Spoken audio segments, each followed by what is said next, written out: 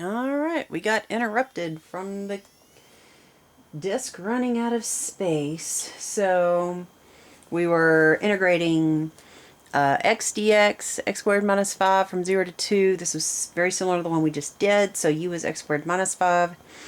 du is 2x dx, so we got rid of the 2. Got a 1/2 there. So we're putting the 1/2 outside of the integral. So then I'll just have a du over u there. If I tried to do power rule with this, what happens? I have u to the -1. If I try to add 1 to the exponent, I get 0. Divide by the new exponent, I'm dividing by 0. That's the whole idea from where natural log came from. And when I get back, we'll get into a further discussion of that so we can really talk about where it comes from, which is what I normally do on these days, but I don't want the disk to run out again. So 1/2 natural log absolute value of u. Make sure that you plug back in the u or change your limits, or you'll find yourself in the predicament I found myself in a minute ago where stuff just wasn't making any sense. So we'll plug in the 2. Whoops, let's right over here. 1/2 natural log. So if I plug in a 2, I'll have 4 minus 5 minus a 1/2. If I plug in a 0, I'm going to have 0 minus 5. So 1/2 natural log of -1 minus 1/2. Whoops, I forgot my natural log up there. Natural log -5. Well, this is why we have the absolute values. So even though it says -1, I'm not freaking out because it's natural log of absolute value, -1. So really that's natural log of 1. Natural log of 1 is 0. Minus a 1/2 natural log of 5. So my answer is just natural log of 5 over 2. I'll write it like that. You could write it 1/2 natural log of 5, whatever, it doesn't matter. So very similar to the one we just did. Next, aha, let's integrate tangent. Yes, trig and logs at the same time. So when I look at my list of trig derivatives, tangent is not a derivative. So that's a problem. When I look at my relationships, and the other day we integrated tangent squared. And so we were able to use our Pythagorean identity, and that was handy, and that worked out real well. But we don't have tangent squared, it's just tangent. So what else can I do with tangent? What else can I do with tangent? This is what I can do with tangent. Write it as sine over cosine.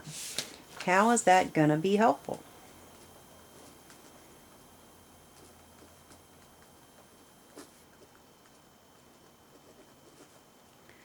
Sine over cosine.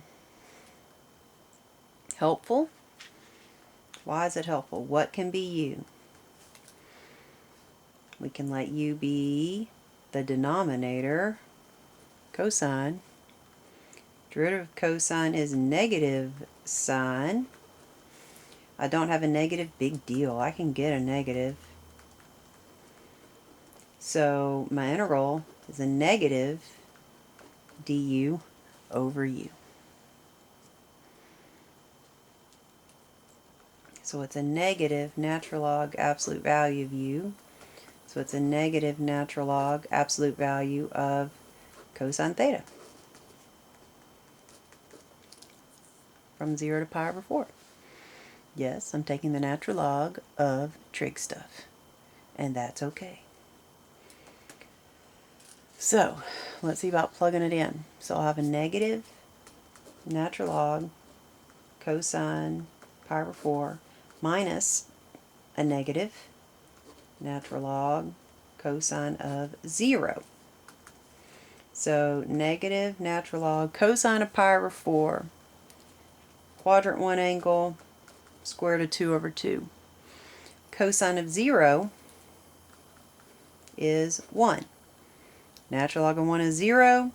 So my answer is negative natural log square root of 2 over 2. So this is okay as an answer. But let's investigate our other possible answers, because if this is multiple choice on the AP test, you may not see it like this. A negative in front of the natural log means you can reciprocate. It means I can take this and put it here as a -1 power, so we can reciprocate. Oh, well, let's rationalize the denominator. All right, so that would be 2 square roots of 2 over 2. That reduces to natural log of square root of 2. This is what I would expect to see as an answer choice on the AP test. But if you leave it like this for me, that's okay. I'll take that. That's all right. But this is what you'd expect to see as an answer choice on the AP test, the simplified. That way they're testing your log skills as well as testing your integration skills all at the same time. All right, what's next? Oh, just for fun. Y'all love these, just for fun. If we wanted to integrate secant, we know how to integrate sine and cosine. I can integrate sine and cosine because they are derivatives, so that's easy. Just learned how to integrate tangent or cotangent. If I tangent, I would change it to sine over cosine. Cotangent, I would change it to cosine over sine. So what about integrating just a secant or just a cosecant? It goes something like this. I'm going to take my secant, put it over 1, and then I'm going to multiply top and bottom by secant tangent.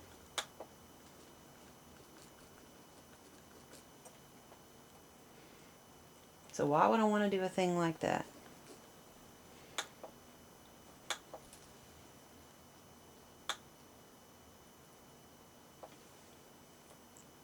If I then have u, not secant tangent. I can't read my notes over here, and I can't really get this in there. Secant plus tangent. The plus and the t kind of blend in together. Secant plus tangent. Let me rewrite this here. Secant x plus tangent x. Secant x plus tangent x. Why secant plus tangent? Well, if that's u, all right, what's the derivative of secant? Secant times tangent. What's the derivative of tangent? Secant squared. And if I take, so I have secant tangent plus secant squared. If I take this secant over here and distribute, I get secant squared plus secant tangent. So this is a du over u situation. So I get natural log of secant plus tangent. And so that is the integral of secant. Things like this is stuff that you would get into more in depth in Cal 2. Fun stuff, fun stuff. First thing you do in Cal 2 is all different kinds of integration techniques. And this is one, basically this is one that they tell you to just memorize, that the integral of secant is natural log of secant tangent. The integral of cosecant, just for your own knowledge, is negative natural log cosecant plus cotangent. So probably what you would expect it to be. Cosecant needs a negative, and then basically the same thing. You basically derive it the same way. But that's just for fun. Just for fun. I'm not going to expect you to integrate secant. Alright, what about something like this?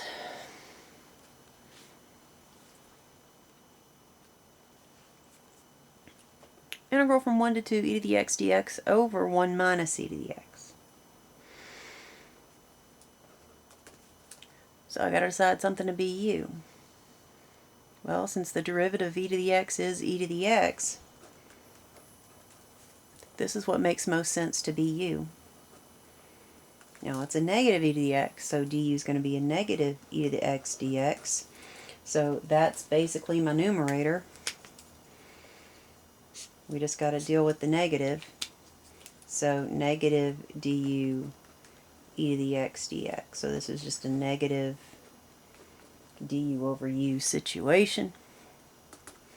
Negative natural log of u. plug back in 1 minus e to the x from 1 to 2.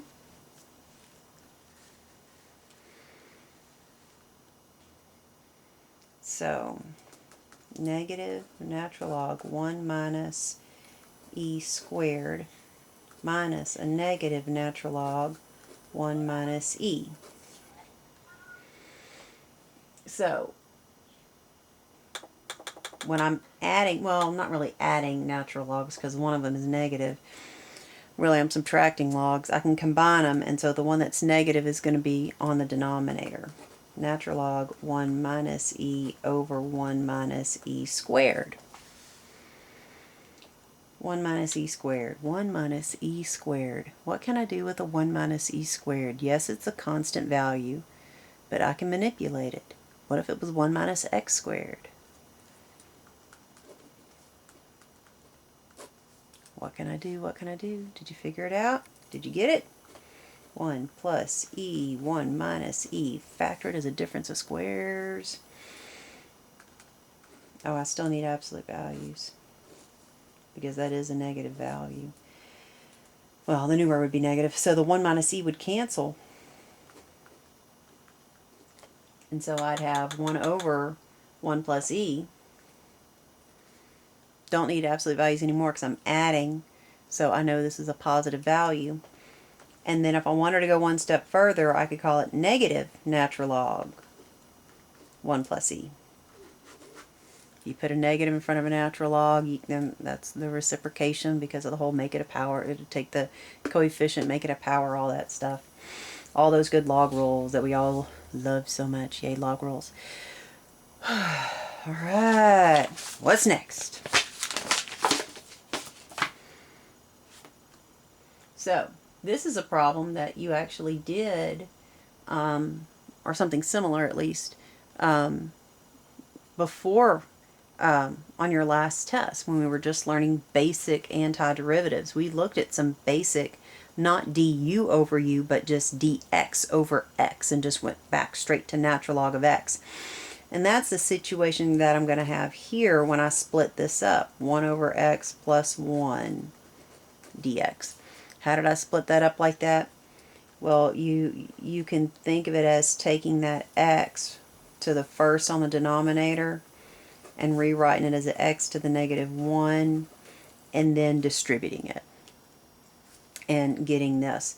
And I can leave stuff like this, or I could write it as x to the negative 1, whatever. I kind of like looking at it as 1 over x because then I think about natural log.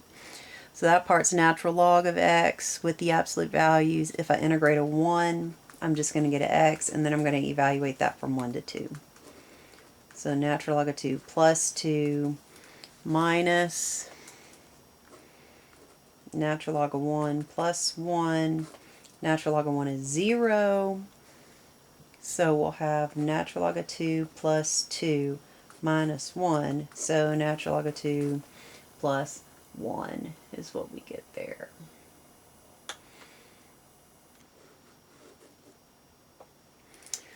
So this is one that you've basically already done this, so there wasn't anything complicated with the natural log. Alright, what about something like this?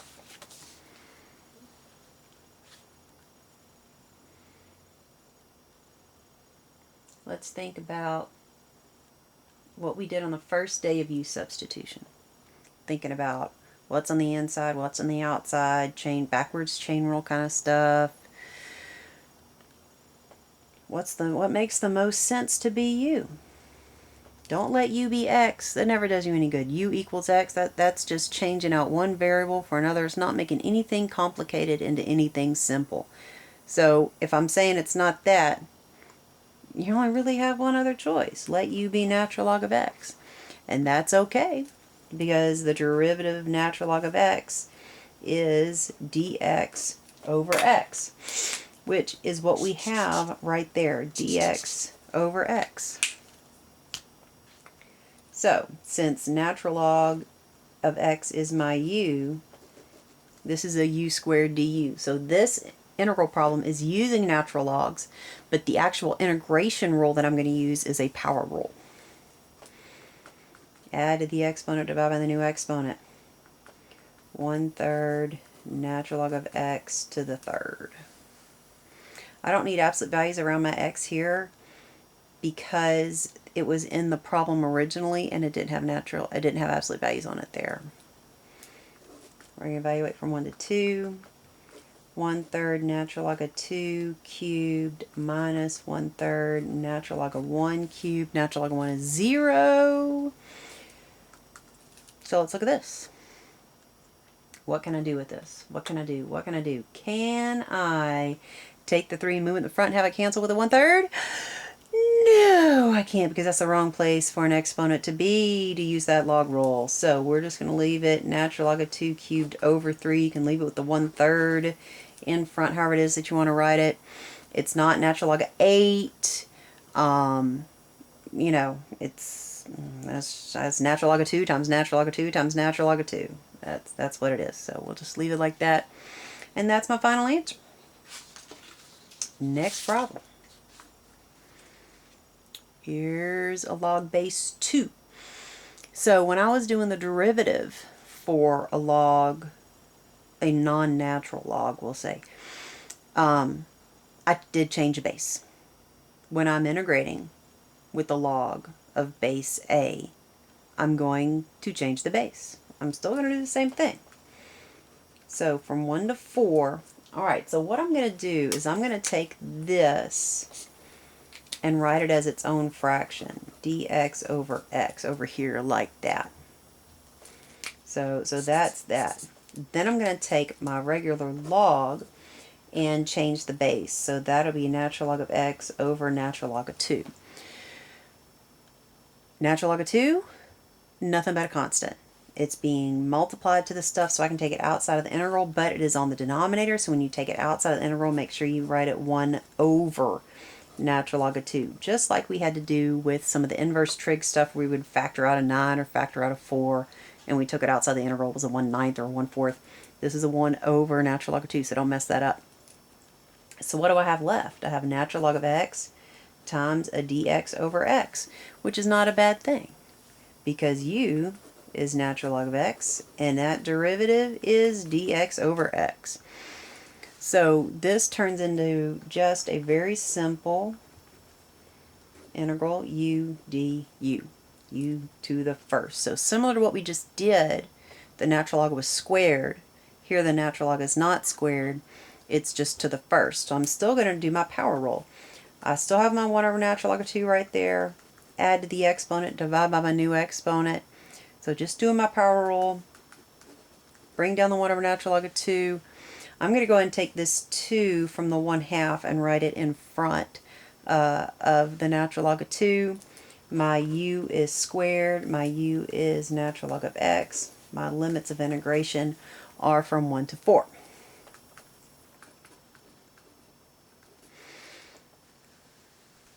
I'll start plugging in the numbers. So I'm going to have natural log of 4 squared minus 1 over 2 natural log of 2. Natural log of 1 squared. Natural log of 1 is 0, so all that stuff goes away. So what do I have here? I can rewrite natural log of 4 as 2 natural log of 2 squared. So, or you could rewrite this as natural log of 4. Either way you want to write it, they're going to reduce. So I'm just going to end up with 2 natural log of 2, or you can leave it as natural log of 4. That's all the same stuff. Oh, it's down here. Let me check my answer with my cheater key I'm using over here that's off camera that you can't see. Haha, I'm cheating. No, I'm not cheating. 2 natural log of 2, or you can say natural log of 4. Whatever. All right, let's look at the e's, which we already did a problem with e's, but it ended up being a natural log problem. And you did basic e stuff before. Indefinite integral, we're just going to slap a plus c on this and be done with it. The form is e to the u du. So that means u is 7x. U is my exponent. And so du is 7 dx.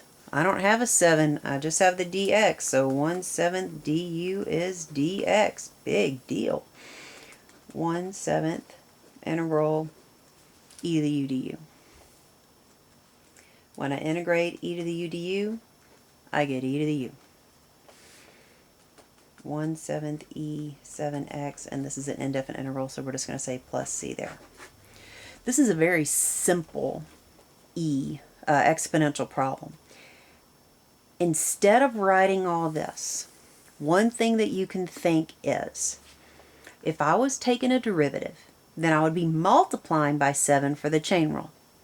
Since I'm going backwards, I'm going to be dividing by 7 to undo the chain rule.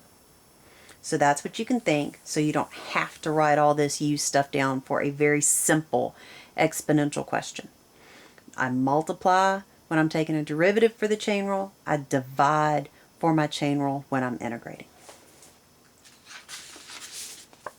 Next. So now we've got an a to the u. So it's not e to the u, it's an a to the u, and this a value happens to be 2. So the form that I'm looking for here, a to the u, natural log of a du, that will turn into a to the u plus c. All right, if you go back and look at my derivatives, all right, we did the derivatives at the very beginning. Where's my page of derivatives that we wrote? Where's page 1? Page 1.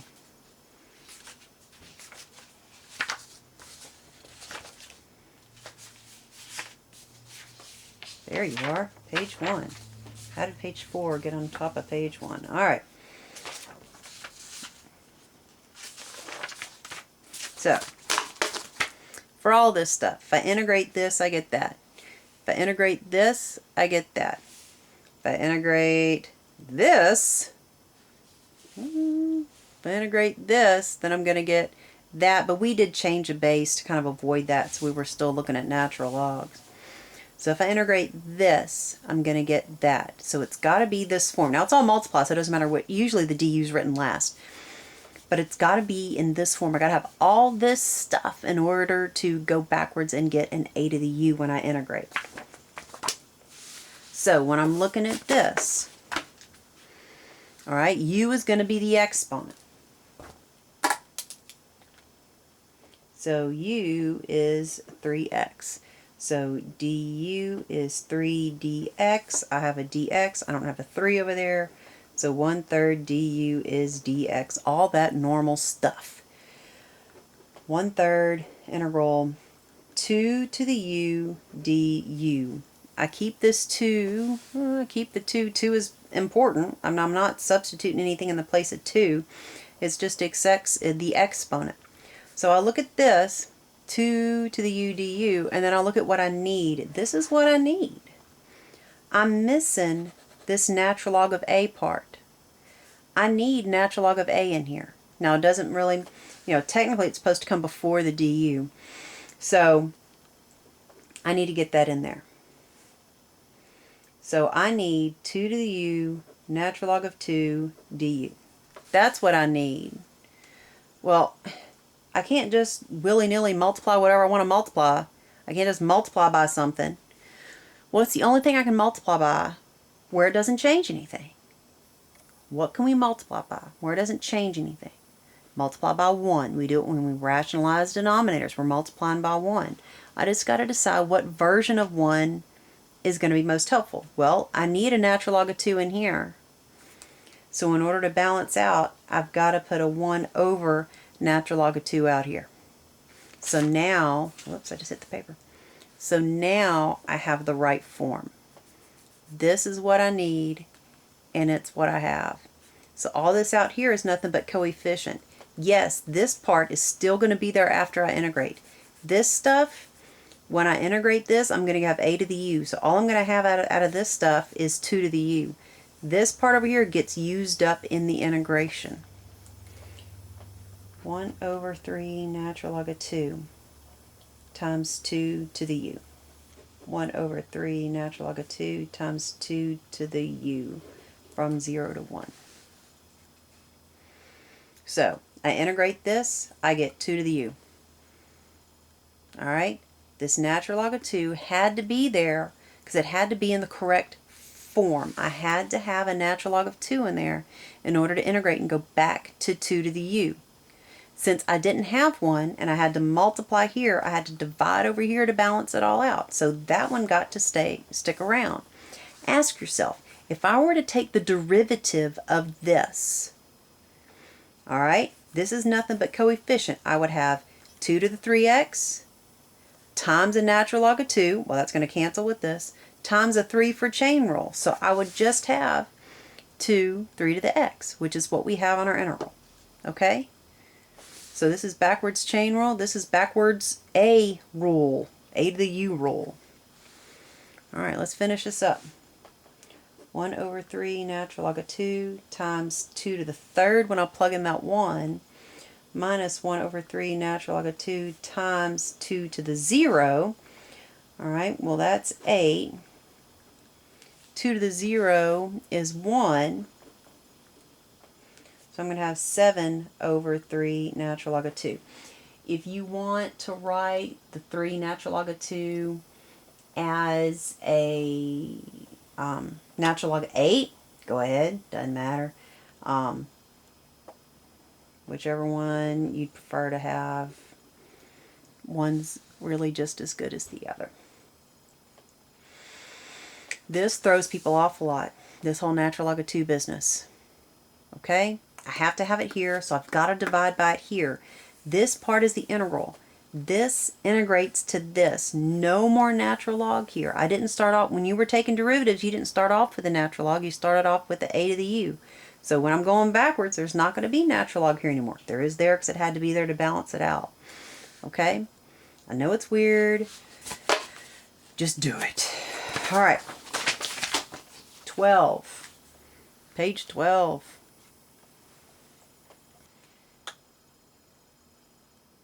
E raised to the sine x power times cosine x. E's and trig all at the same time. It is just fantastic.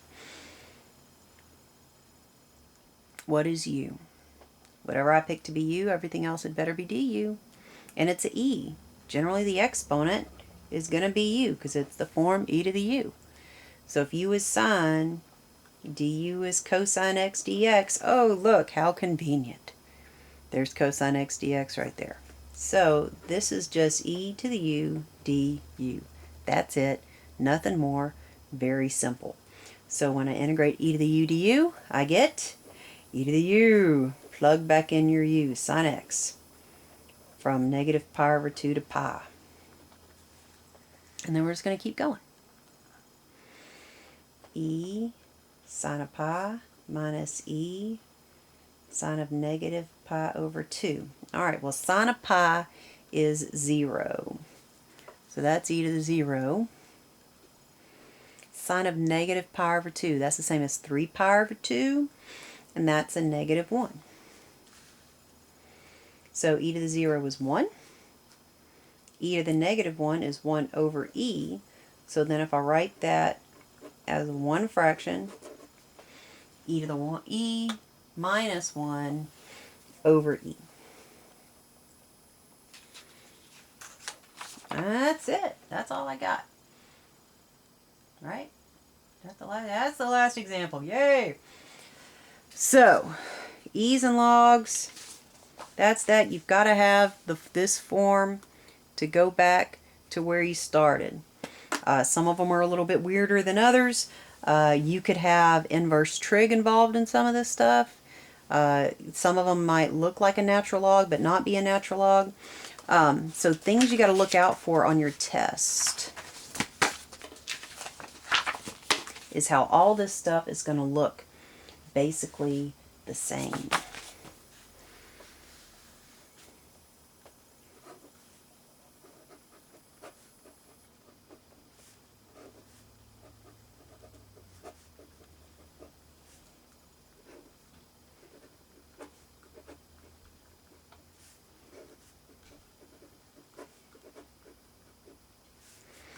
Look at these four.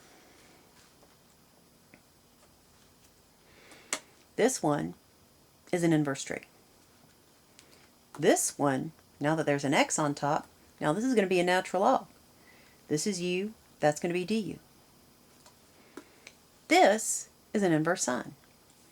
This, now that we have an x on top, u would be 1 minus x squared. This would be a u to the negative 1/2. This would just be a power rule. But they all kind of look the same, but they're all not the same. So you've got to be really careful. Your inverse trig generally will not have an x on the top. What's a situation when you would have an x on the top in an inverse trig? Something like this. It's not x squared, it's x to the 4th. So when I would go and say u squared is x to the 4th, u is x squared, du is 2x dx. So we need an x on the top to be the du. So you just got to be careful in recognizing the difference between your inverse trig and other stuff. Natural log versus a power rule, just simple. It's supposed to be simple. Use substitution. It was simple until we started learning all this other stuff, and then now it looks like everything else, and now it looks complicated. It looks like a natural log, but it's not. So let's do what we normally do at this time. Look at the syllabus. And dun, dun, dun, there's the computer. See if we can zoom in a little bit on it.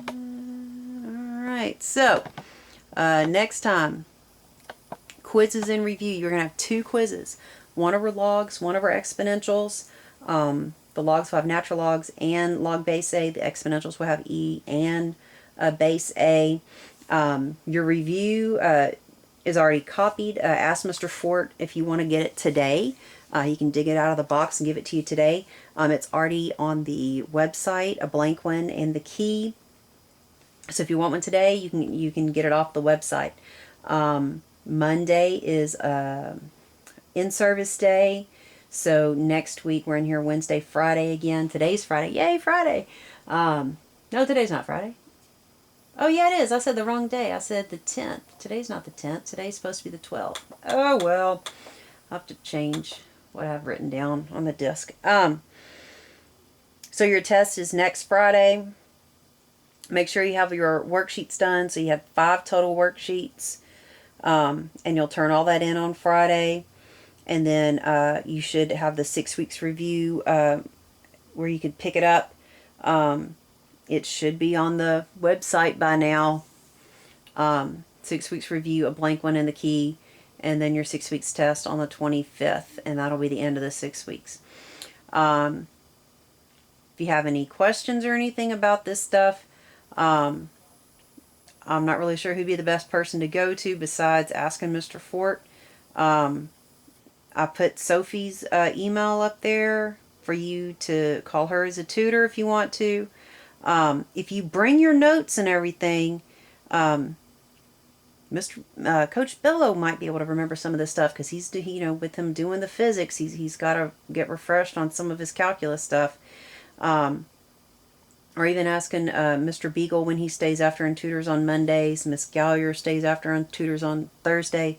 The thing to remember is that, well, you may not know this stuff, but all the math teachers at some point learned this stuff. It might have been 20, 30 years ago and they just forgot it all. So if you bring your notes, generally they can probably help you and stuff like that. So hopefully this will be all right. Y'all be great at this. And then remember the test I said has the first couple of them indefinite integrals and then the rest are definite integrals. You can use your calculator on the whole thing. Just make sure that your work matches your answer and that you're not getting your answers out of the calculator. Use the calculator to check and only check. Finish your test before you go back and check so you don't get bogged down with checking and rechecking this one problem that's not working out right. So do the whole thing and then go back and check if you have time. After the next 6 weeks, we start some fun stuff with area and volume. Alright, so this is the first lesson of the new 6 weeks. Area between curves. This one is not all that difficult. A lot of it makes a lot of sense. You're going to look at this more as like a formula. kind of stuff. It's an application of the integral, so we are going to be doing definite integrals, but we did that before whenever we were taking area. It's just going to be a little bit different. So this is the kind of stuff that you did in geometry with area. How would you find the shaded area? So we want, you know, if I take the area of the triangle, then that's everything, but I don't want the circle. So in geometry, you did something. You were like, find the area of the triangle, and then you would subtract the area of the circle. So you would, you know, kind of do a 1/2 base times height thing minus pi r squared, and you know, depending on what you were given, it's an equilateral triangle or whatever, you know, that told you what all you did. But that was the basic idea, was big area minus little area. And that is the whole concept for basically for today's lesson. It's going to carry over into other stuff that we do later. And then, of course, if you feel the need to take the picture and draw a line down the middle so you can make it the sign of the Deathly Hallows, well, you can do that. All right, so if I want to find the area enclosed between y equals 2x and y equals x squared. All right, so if I graph y equals 2x, I should have got graph paper. Oh well.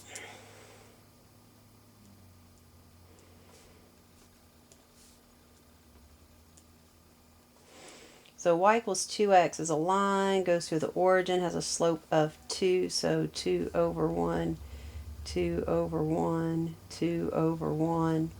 And then, of course, I could go back the other way, but since my other graph is the quadratic parent function, I know they're not going to intersect over here. So y squared, 0, 0, negative 1, positive 1, and then negative 2, positive 2. So that's their intersection point.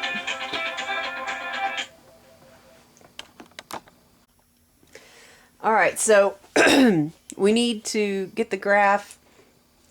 So they end up intersecting at positive 2, positive 4. One way that I can figure that out by hand is by setting them equal.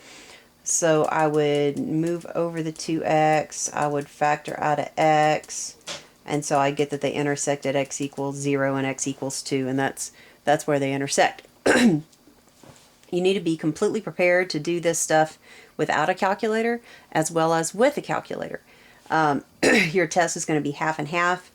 So if this was a calculator problem, then you could graph them both on your calculator and find both intersection points with your calculator, and you wouldn't have to write down any of this, how you found them by hand information. So we want this area here in between that starts at 0 and ends at 2. So if I were to just integrate the line 2x from 0 to 2, then I would be finding this area, this rather large area there. If I were to integrate from 0 to 2, the parabola, so this was integrating from 0 to 2, 2x dx. This is integrating from 0 to 2, x squared dx. If I were to do that, when you integrate, you're always finding the area between the curve and the axis. So I'd be finding that area. So, but I want that area. So you got to look at this as, this is the big area like the triangle a minute ago.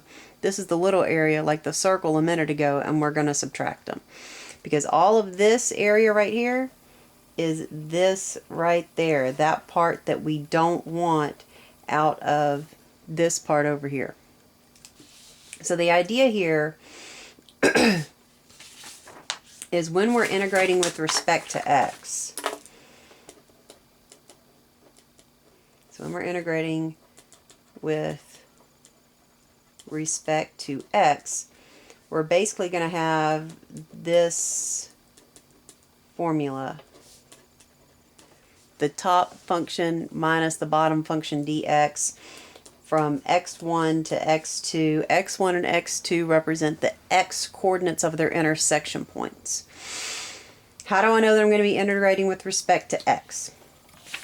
When I look at this region, if I were to draw a vertical little strip inside this region, whoops, and you couldn't even see me doing that, sorry. If I were to draw a vertical little strip inside this area, then I would always be touching the same part on the top and the same part on the bottom. So that means I can integrate with respect to x, where you're moving along the x-axis. If I took a little strip of, think about when you were doing rectangles and you want to make the rectangles as small as possible. So one little strip, a vertical strip of line segment, and moving it along the area, growing bigger when it needs to in the middle, growing smaller at the ends where it needs to, but you're moving from 0 to 2. So that's integrating with respect to x. And so this is what we're going to think, top minus bottom. So for this one, I would integrate from 0 to 2, 2x minus x squared, and you don't have to write them as two separate integrals. We can write it all as one integral because they have the same limits of integration.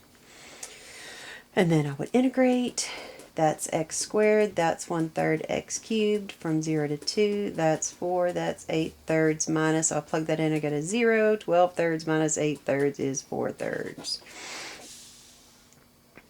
And so that's that area. Very basic problem. That's the idea that we're going to use throughout, is big area minus little area. And when we're integrating with respect to x, that ends up being the top curve minus the bottom curve. We will look at some that are not functions. So I'm not saying top function minus bottom function because they're not always going to be functions. Here's one with trig. Find the area between y equals cosine x and y equals negative sine x from 0 to pi over 2. And so here's a graph already graphed. So if you want to graph that in the calculator and look at it, make sure that you're in radians, otherwise it's not going to work. This problem, they tell us where to start and stop. Most problems you have to figure out where you're starting and stopping, and that's where the two equations intersect each other, because usually it says find the area between. And they could have said the same thing here, find the area between, but they still would have needed to give us some kind of limit because sine and cosine go on and on forever. So there's lots of these, kind of looks like some weird bird maybe, but this weird area here that's between the curves. There's lots of those because it repeats and repeats and repeats. So they would still have to tell us something about starting and stopping. But this one says from 0 to pi over 2. So I got to figure out which one's the top function, which one's the bottom function. All right, well, the one on the top starts at 1. Which one starts at 1? Cosine or, and this is negative sine, but still, cosine or sine. Which one starts at 1? Cosine starts at 1, because y'all remember everything from trig graphing from last year. I'm sure you do. Negative sine, remember that one still starts at 0, 0, but then goes down at the beginning.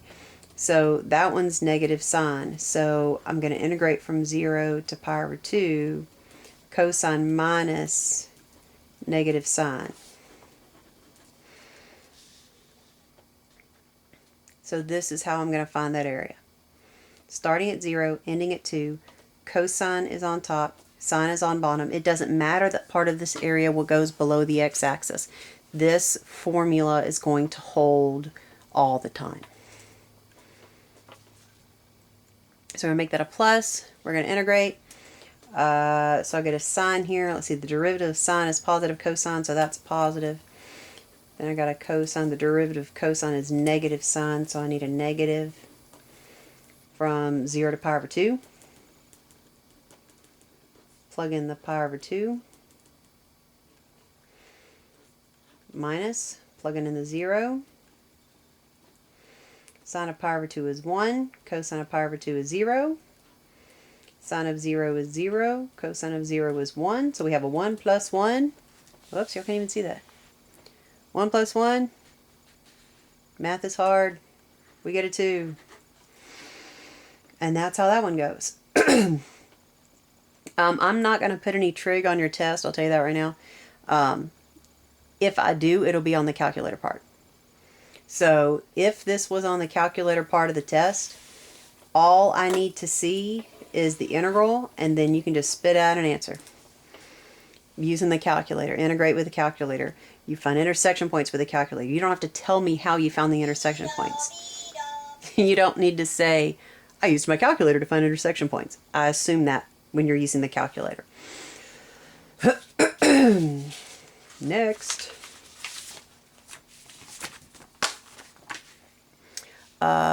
Find the area in the region in the first quadrant bounded above by y equals square root of x and below by the line x equals 2. So I'm going to have to draw a graph. I really should have got some graph paper. I didn't think this through. Alright, so square root of x. 0, 0, 1, 1, 2, 3, 4, 2, 5, 6, 7, 8, 9, 3.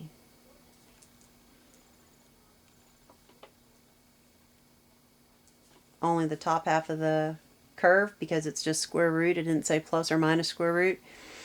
It didn't say x equals y squared, which we can do those, and we'll do some of those later. We can do non-functions.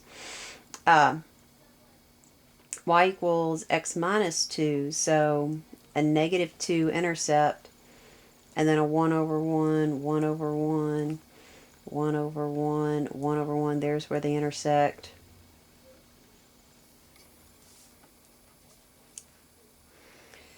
There's my graph. It says in the first quadrant, it says it's bounded above by the curve and below